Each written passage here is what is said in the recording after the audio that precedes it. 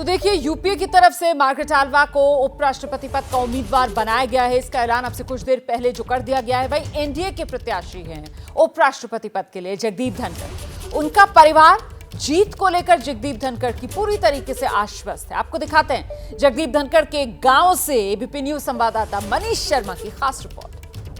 मैं इस वक्त जगदीप धनखड़ के किठाना गांव में पुश्तैनी मकान में हूं।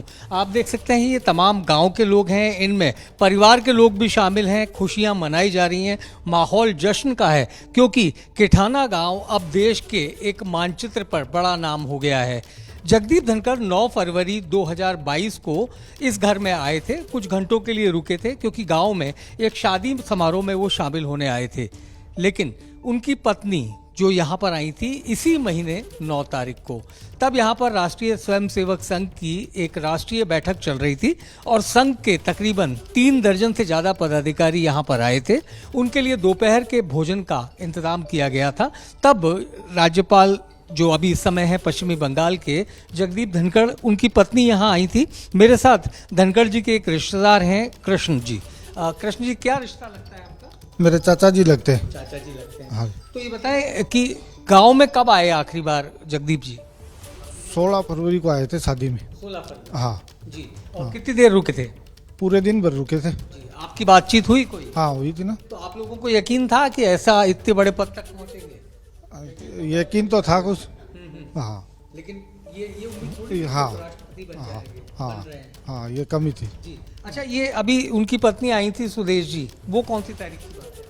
ये 9-10 तारीख को यहीं थे। 9-10 तारीख। हाँ। तो क्या था, किनका लंच था यहाँ? ये आरएसएस के पदाधिकारियों का लंच था। ये पूरे लोग जो यहाँ इस वक्त मौजूद हैं, ये धनखड़ साहब के परिवार से ही हैं। हरीश, आप क्या लगते हैं? भाई लगता हूँ उनका। आप भी भाई लगते हाँ हैं? हाँ। तो ये बताएं, कभी बात हो रही है इन दिनों में उनसे? हुई आपकी बातचीत? इन दिनों में नहीं आई हुई। जी। हाँ। कब हुई थी आपकी बातचीत? उनसे तो कई दिन हो गए, और वो आई थी मैडम उनकी, उनसे हुई थी 9-10 तारीख तो को। आप यहीं थे? हाँ, यही। तो क्या खाना वाना रखा गया था? खाना वाना, खीर चूरमा और यहाँ की सादा खाना। सादा खाना। हाँ। कैसा माहौल है अभी गांव में? खूब खुशी का माहौल है। दीपावली जैसा माहौल था। रात को पूरे सबके अच्छी तरह से पटाखे वटाखे चल रहे थे। मिठाइयाँ कल से चल रही है, शाम से ही है ना, पता चलते ही गांव में खुशी का माहौल है। अक्सर आते हैं धनखड़ और अपने गांव के लोगों से खेती बाड़ी और उनकी राजी खुशी को लेकर बातचीत करते रहते हैं।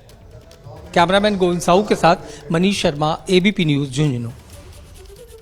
और इस सब के बीच जो विपक्ष ने मार्गारेट आल्वा के नाम पर मोहर लगा दी है उपराष्ट्रपति पद के उम्मीदवार के तौर पर, उसी को लेकर कांग्रेस नेता मल्लिकार्जुन खड़गे से एबीपी न्यूज संवाददाता की खास बातचीत दिखाते हैं।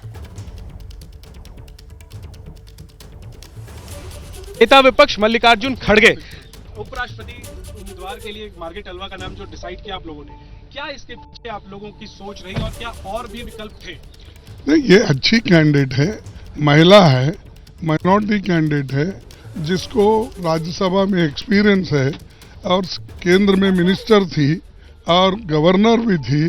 तो इतने सब क्वालिफिकेशन उसके पास है, और मैं समझता हूँ इतना क्वालिफिकेशन वाला कोई उपाध्यक्ष दूसरे उपराष्ट्रपति में कोई भी नहीं है।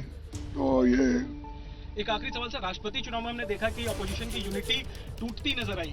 क्या भरोसा है, कितनी पार्टियां आपके कैंडिडेट के साथ हैं और क्या बीजेडी और जगन और इन सबको भी लेने की कोशिश करेंगे साथ में?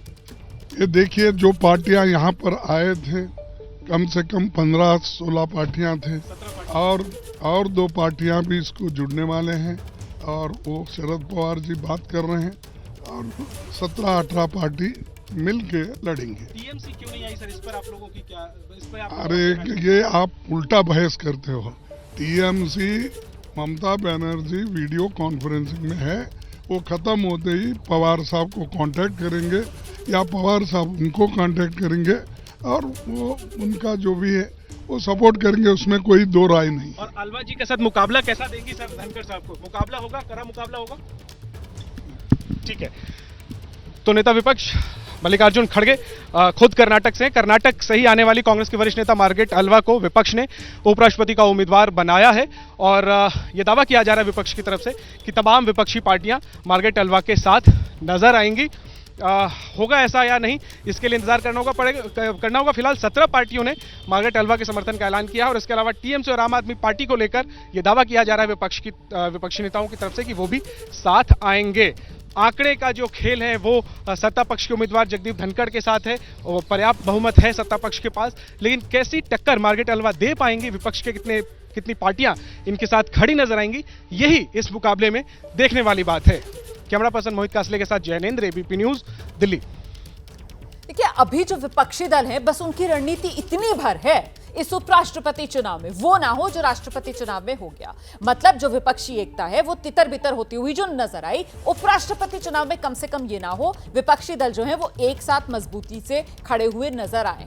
अगर ऐसा होता भी है तो भी नंबर गेम में बीजेपी एनडीए की तरफ से जो उम्मीदवार हैं जगदीप धनखड़ वो पूरी तरीके से कंफर्टेबल पोजीशन में नजर आ रहे हैं और इसी पर चर्चा कर रहे हैं। हमारे साथ लगातार हमारे सहयोगी बने हुए हैं आशीष कुमार सिंह, विकास भदौरिया। अब आपको सीधे लेकर चलेंगे राजस्थान, जहां से मनीष शर्मा मेरे सहयोगी हमारे साथ इस वक्त मौजूद हैं और मनीष से समझते हैं कि नंबर्स क्योंकि पूरी तरीके से एनडीए के उम्मीदवार के साथ, इसी वजह से अब से कुछ देर पहले आपकी रिपोर्ट दिखा रहे थे जगदीप धनखड़ साहब के गांव से, वहां पर तो लग रहा है अभी से जीत का जश्न बनना शुरू हो गया है। लड्डू वड्डू खाकर आए ना मनीष?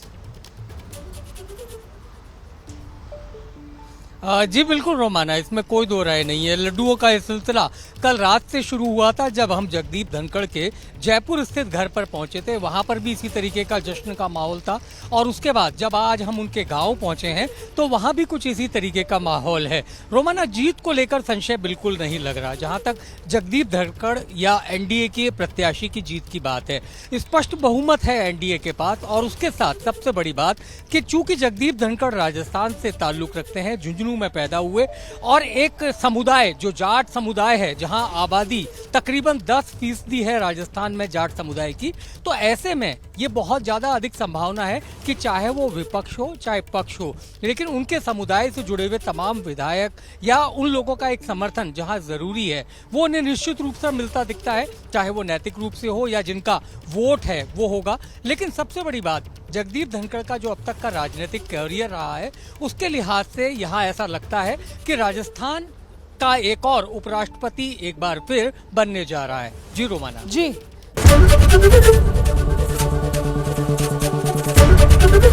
एबीपी न्यूज आपको रखे आगे।